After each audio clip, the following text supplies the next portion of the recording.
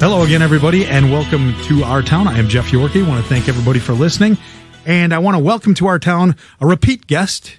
It is Dwight Werner from Monroe Martial Arts. Dwight, welcome back to the show. Hi, Jeff. Thanks. It's a pleasure to be here. You know, the last time that you came on, we talked about bullying. We talked a little bit about your business over, how you got started, everything else. And one of the most interesting things that I really wish we would have spent more time on had to do with your with your adventure in Cameroon. Oh, so for those of you who maybe missed the first show, you were fortunate enough, I guess, to be contacted by National Geographic. You had a couple of ailments that you had exhausted all of your possible Western remedies and decided you might want to try something different, right? yes, sir. They sent me and another girl to Cameroon to visit 3 witch doctors. Right. And so you were suffering from arthritis in your back from a car accident that you had years ago, right? Yeah, when I was 23, I fractured my back in a couple places, and it was okay. I mean, it healed after about a year or so, and it was okay for several years. But then, when I got about 50 years old, it started getting where I couldn't even put my shoes on. I had to lay in bed and have my wife do it for me. So, when they contacted me, I was interested to see what they could do for me. Sure. And I know 50 years old. It's not just the car accident it's all the stuff you do when you're in your 20s that seems to come back and bite you in the butt when you turn 50, right? You also had sleep apnea, right? Yeah, I have sleep apnea. Still have that? Yes, I do. So talk about the different things that they did, because I know, like in the first scene, you had one of the doctors cut you up, right, and had some sort of herb that he put like right directly onto your skin and through the cuts that he had made on your body, right? Yeah, he took a razor blade and cut me like 10 times on each joint. Yeah. And then there was a mixture of herbs. I don't remember all of them, but one of them was called Devil's Claw that he ground up. And I helped him ground it up like with a mortar and a pestle. Right. And then he squished it into the cuts. Right. And it stung a little bit, but I don't really know what it did. I could feel it going in. Yeah. But I don't think it really did a whole lot for my back. That one didn't do anything. No. Now, the second one was what? What did they do that time? Well, I had a couple different things. I went to a pygmy witch doctor. Right. And they did some kind of a massage, and they did a cleansing, and they actually even tried to hold us hostage. Yeah, right. Yeah. Yeah, we talked about that last time, right? So, again, it really didn't work. That part didn't. Another lady, her name was Dr. Shane, and one thing they all did was animal sacrifice. Yeah. So, what she did was she had me sit in a circle, and she took a chicken and she slit his throat, and she drew a circle around me. Then she put the chicken on my head. And before she put the chicken on my head, then she cut. And then you had to say stuff to the chicken. Yeah, I had to thank the chicken for sacrificing its life for me. And another one they did was they actually sacrificed a goat, where they slit the throat and drained the blood, and we had to wash ourselves with the blood. Right. And then we cooked the goat and ate it. And really, the only thing that really worked was the one Dr. Alfred gave me a really long, hard massage. Yeah, and that loosened it up. And it was with snake oil. Right. Snake oil. What was in that? I'm not 100% sure. He says he goes out in the jungle and gets these herbs like a couple times a year or whatever. Yeah. And he wouldn't tell anybody because he was afraid that the pharmaceutical companies would come in and steal the herbs and stuff. But it worked, right? Well, yeah, that did work. The snake fat was like a carrier, and it carried the medicine right to the spot. And with the massage, it loosened it up, and it was the first time in a long time that it didn't really hurt. How long did it last? Oh, the relief. Well, until we hit a bump on the way home. Oh, no kidding. Yeah, it was that. It really didn't last that long. Right. Going to a physical therapist, it lasts for a while, but it needs repeat treatment, I guess. Yeah. Wow. Yeah, he gave me a package of it to bring home, but I was afraid to carry it in the airport, so I just left it there because I didn't know what it was. Right. Yeah, right. Yeah, I don't blame you, especially after the experience you had already had there, right? Yeah. Yeah. We'll, if you want to see, you just go on YouTube. It's for mature audiences only. But if you want to see it, you can go on YouTube, and there's a National Geographic special on there, and it's pretty fascinating. It really is. The girl you were with, I don't know how she did. They buried her alive, right? Yeah, right. And they tried to get her to eat a beating heart of a chicken. And just reached in the chicken's chest and pulled out the heart. And she wouldn't do it, but the host did. Yeah. I know. Man, oh man. Well, that's out of control. But so how did you end up getting chosen to do that? Well, I had done a couple of other things. Somebody came to my school when it was over by Kroger's, and they were doing a cage fighting movie. Mm-hmm. They wanted to know if they could use my cage in their location or as a location. So I said, sure. So they came in, and while they were there, they were doing a cage fighting sequence, and I said, well, that referee's not doing that right. So, well, do you want to be the referee? I said, sure. So they put the thing on me, and I got a part as a referee, and I got to, are you ready? Are you ready? And mm-hmm. So somehow that got me interested in doing that. So I auditioned for a thing called Real Steel, which was a movie that was going on at the time, and I got that job. It was like 3 months, doing it. So somehow my name got to somebody, right. And they contacted me, and they were looking for like boxers or hockey players or people that wouldn't be afraid to do the treatments, because they sent 8 people in total, 2 to Peru, 2 to China, 2 to Africa, right. 2 to India. Yeah. So, and some of the stuff I advise, I watch them all. Right. I got one of the better ones, I think. Yeah. They didn't have to do any enemas or right. They did that in India. You had it easy. They just cut you up and put some mysterious herbs in your blood. Yeah, India, they made a guy swallow like 8 feet of cloth and then pull it back out. Holy smokes. Oh yeah. All traditional, because I guess a good majority of the people in the world go to these doctors, for traditional things. Sure. And there are some benefits, especially like to that devil's claw. Yeah. There's a lot. The last one that you did, where you actually had some. Yeah, that really helped. I mean, and really there are some studies that have been done on it. So let me ask you, as a result of that, now you're a martial artist, and so you look to different areas of the world for. Because what you learn almost psychologically in martial arts is something completely different than what they teach around here in the West. And so your experience going to Cameroon and working with these alternative medicines and things like that, and suffering the ailments that you have for as long as you have, and being as active as you are, have you, since you came back to the States, there are still obviously a lot of people out there that still practice these sorts of alternative medicines. Have you had any success since you've been back here, at least with getting any sort of relief from any, or did you even seek out any alternative type of remedies? Yeah, I have, and what really was the best for me was yoga. Yeah, I started going to a yoga teacher, taking private lessons. Because like I said, I had to lay on the bed and have my wife put my shoes on. Yeah. So about a year I did private lessons with her. Then she said, "You ready for group class?"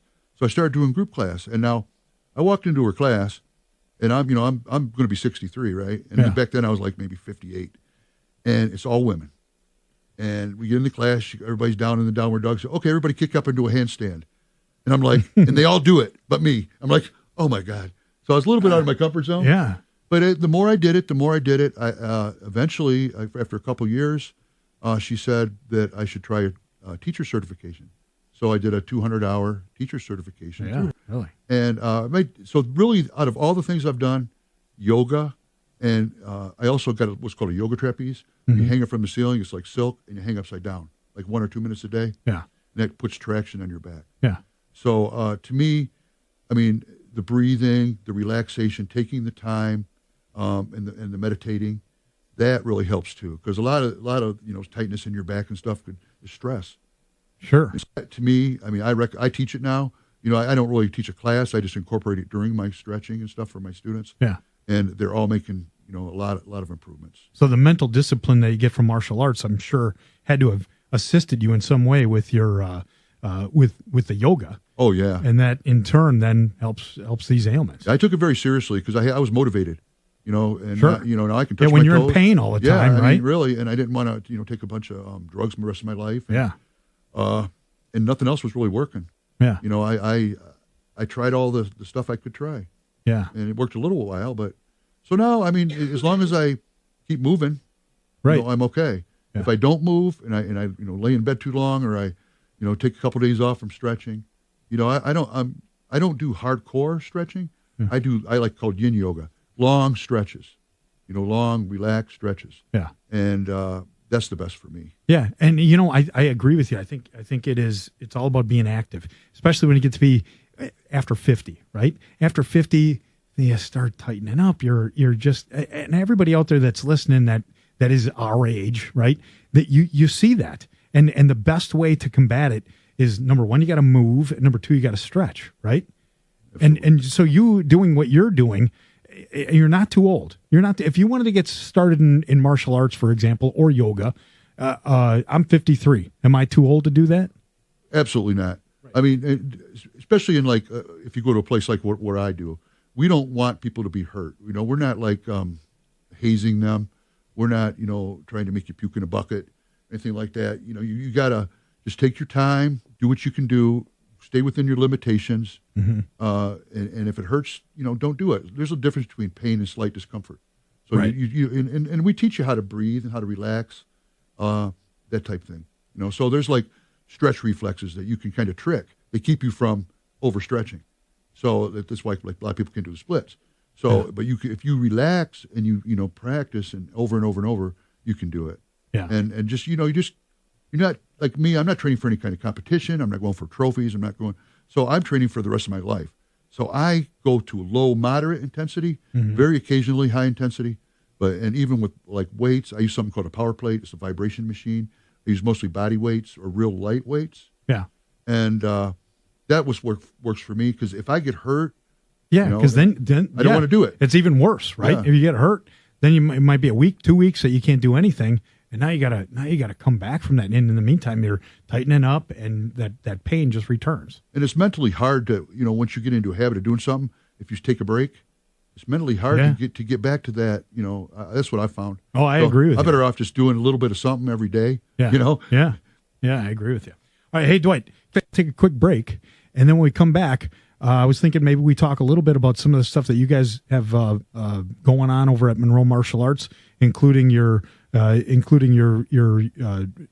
tricks class with the kids, and then you've got another ladies defense class, right? Yes, sure. So let's talk about that in just a minute. Okay, we'll be right back after this message from Allen Chevrolet. All right, welcome back, folks. And if you're just joining us, I'm here with Dwight Werner from Monroe Martial Arts. And Dwight, we've been talking a little bit about your crazy adventures in Cameroon and how martial arts and yoga have helped you to alleviate some of the ailments that come from not only old injuries but old age, right? I mean, we have to face it, us middle-aged guys. We that tried doing way too much stuff when we were younger. All that stuff is now coming back to haunt us, and so we got to stay moving. And you offer all kinds of classes over at Monroe Martial Arts, and one of the things that you do is a ladies defense class, right? Yeah, we're having a ladies self-defense class coming up on March 6th, which is a Friday at 5 p.m., and it's going to be about an hour and a half. It's for ladies 12 and up, and it's free. And we teach a lot of different things there. A lot of it's avoidance and awareness, and what parts of the body are natural weapons that you can use if you have to, if you've tried your mental self-defense and your things like that. Yeah. So if you're interested in doing something like that, you said it's 12 and up? Yes. And it's and Monroe Martial Arts. Where are you guys located? Because you guys have moved around a little bit. I know you've been over on South Dixie for a while, but now you're up at on La Pleasance, right? Yeah, we're on La Pleasance Road, right in the old Horizon Outlet Mall. It's the gray building where the fireworks. It's right across from the 7-Eleven, right closest to the exit of the I-75. So if you are interested, the class is going to be March 6th. What time did you say? 5 p.m. 5 p.m. And you just show up, or should you call ahead of time? How would you get involved? Well, you can just show up, but we would prefer to have more of an accurate count. And sure. So if you want to give us a call at our 734-828-4668, or go to our website, monroemartialarts.com, or our Facebook page, and just let us know you're interested in coming. As many as we can handle up to 50, 60 people. So yeah, you guys have a pretty big facility over there. Yeah, and I have a lot of assistants that will be helping me, and we hopefully can help people figure out what to do if they ever have to. Lot of family, right? You got a family business, correct? Yeah, I have 6 kids. Yeah. They're all black belts. My wife's a 5th degree black belt as well. So yeah, we're a family school. Yeah. So basically, don't mess with the Werners, which kind of brings us to the next topic, which is it has to do with bullying, which is what we talked about a lot the last time you were on the program. We talked about programs that you were trying to work on, maybe with the schools, and because bullying is a big problem. It's kind of where it all starts, and it's really where you got started in martial arts yourself, right? Well, absolutely. I mean, I was bullied my whole life growing up because I went to a lot of different schools, and I learned how to fight, but not because I was brave. I was afraid, and I did it. I didn't want to be thought of as weak or a sissy or whatever. And so, but I didn't have martial arts. My uncle showed me a couple moves and that was it. So when my son started getting bullied when he was 8 years old, I went and talked to the guy's dad, and it wasn't going to work. So right. I ended up signing up for martial arts, and then they asked me if I wanted to do it, and I tried it, and I liked it. Yeah. So that's how I started. That's how you started. And what's fascinating to me about it is, especially with all of the mixed martial arts competitions and everything else, people get the wrong impression. They get the impression that it is offensive, but martial arts is not that at all, is it? Especially the martial arts that you teach. No, absolutely. We never, want to start a fight. We try to avoid it at all costs because there's also legal implications. If when you're an adult and even a child, you get kicked out of school. So we try to use, our mind and to avoid it, first of all, or our voice to talk our way out of it, or our body language. What happens is with bullies and even, bad guys and adults, they're looking for a victim. They're not looking for a fight, usually. So people are animals. So in the animals kingdom, the lions don't attack the strongest zebras, or they're looking for the sick or the old or the diseased. Yep. And same thing with bullies. So we say don't look like a weak antelope. Stand tall. They don't know how you feel on the inside. So you're much less likely to be a victim if you stand tall, look them in the eye, and keep some kind of barrier. Yeah. You don't want to go like this right. with your fists up because right, you look you're aggressive. Just asking for it, right? Yeah. So it's funny you say that because I hope that I didn't say this the last time that you were on, but I just love this topic. But when I was I used to be a repo man for a rent-to-own company in New Orleans. True story. And I was, so we would go into the projects in New Orleans, and I worked for, everybody was African-American except for me. I was the only white guy anywhere near there. And these guys used to tell me, my boss and the guys that I would work with, they would say, listen, don't act like you're afraid in there. Because if you act like you're afraid, you will become a victim. So when you walk around down there, you walk around like you have a purpose, like you have a mission, and you're not afraid of anything. And they were right. They were absolutely right. That has so much to do with it. But it is a mental thing, right? And it is one of the things that you guys teach, especially to kids. Absolutely. I mean, like I said, they don't want to fight. They want a victim. And in a bullying situation, there's more than just the bully and the victim. There's usually a bystander or a witness and an authority figure.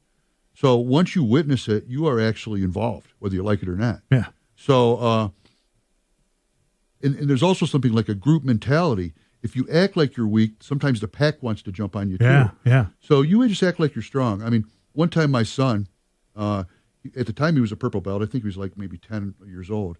And he went to a school in Ypsilanti, which was a rough school. And he'd come home and he didn't want to go to school. My stomach hurt, all this and that. I said, what's going on? And I found out that there was like a gang of kids that were messing with him. And I said, well, why don't you're a purple belt? Why don't you defend yourself? He goes, Dad, I'm told not to, you told me not to use it, Yeah. I said, look, next time one of them kids comes at you, you have my permission, So the next day, really, the kids, he got off the bus, like 5 or 6 kids surrounded him, and one of the kids wanted his jacket. So the kid took a step towards him. My son blasted him right in the face. The guy had glasses on, cut his face, blood everywhere. The whole gang stepped back. Yeah. They never messed with him again. Right. Never. Yeah. So, I mean, he didn't want to throw that punch. Right. But, I mean, you can't you have a right to go to school.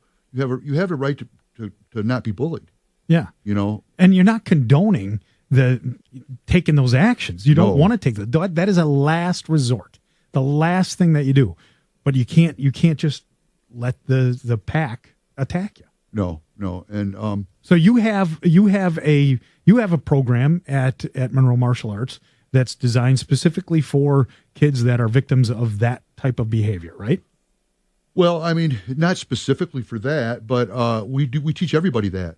Sure. Because it's kind of close to my heart. I want them not to go through, like my son doesn't realize, what gift he really had, because he didn't go through life like I did. I was always afraid. Yeah. We had to go different ways home from school and stuff like that. So, we don't want people to be afraid. They have a right to defend themselves. Nobody has a right to touch them. Their body belongs to them. And that's the type of things we teach them, Yeah. And so tell us about Ninja Trix. What is that? I got that right? Yeah. It's a new program we started. We started it back in January, and it was started by a guy named Master Steve Butts in Florida. And when I joined I actually joined in November, but I didn't kick it off till January because I want to have lead up time. But there was like 16 schools. Now there's like 27 schools. And what we do is we teach a combination of martial arts and gymnastics, parkour, and tricking. So we have an obstacle course, kind of like American Ninja Warrior. Okay. So I bought that. We teach them how to do vaults, like the safety vault, the dash, the Kong. We teach them how to the rings. We teach them how to do flips, handstands. We have a rock wall. We have a pegboard. We have a rope. So 45 minutes, the kids are moving. And they really seem to enjoy it. We have worldwide, about 1 out of 10,000 people that starts martial arts actually gets a black belt. Yeah. So I was having a lot of kids quit, over the years, and I was trying to think why. Well, they lose a little interest because sometimes it's boring, doing patterns and things like that. Sure. But this way I'm teaching them techniques. I can still get the bully defense in. I can still get the discipline, the self-control, all that stuff. But they love it. Yeah. You wouldn't believe how much they love it. It's unbelievable. I can imagine. I think I would love it. I like it too. Yeah. I can still do a lot of that stuff. Yeah, I know. A lot of that. My brain thinks I can still do all of that stuff, but my body tells me otherwise. Well, that's a pretty cool program. And then you do like birthday parties and stuff like that too, right? Well, we used to do them in the past. We haven't done them. We're going to start them again with the Ninja Trix because like I said, it's going over so popular that the kids, they love it. And what we do is we give them. We provide the prizes. We provide the pizza, the games. The birthday kid gets to break a board, and he gets to cut the cake with the samurai sword. Oh, cool! And and then we have music, and if they do it at night, we have like a disco lights and all this stuff. So they're gonna really like it when we start doing that. And just so that we can clear this up, when you guys break the boards, you're actually breaking real boards, right? They're pine boards. They're still boards. Yeah, we don't use oak or anything like that, but we use pine, and they're all different. I mean, some are greener than others, some are drier than others, some have knots in them, but it's all real. Yeah. We don't fake that stuff. We break concrete. We do it all real, and it's you mostly don't mental. fake it. And the reason I bring that up, my kids and I, we watch all of these news bloopers for whatever reason. Oh.